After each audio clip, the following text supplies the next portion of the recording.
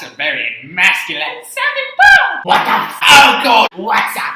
I'm here to mate. Oh my God! What's wrong with your face? Oh God, everyone says this type of stuff.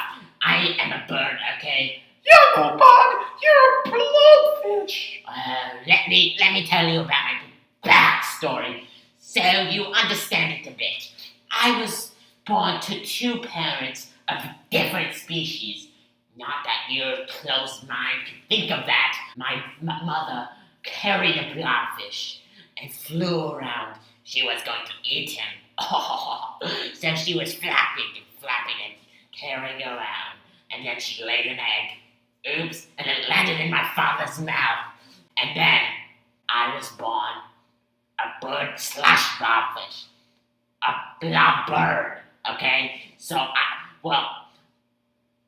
you following the story? Yes. So basically, I couldn't fly, so I built these contraption wings that could fly me for me. So I could fly and fly and fly. So I show my true colors as a bird slash blobfish.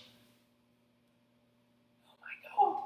I didn't know you had such backstory. Fine, I'll mate with you. Yes! Oh, those silly birds always falling for my blobfish tricks.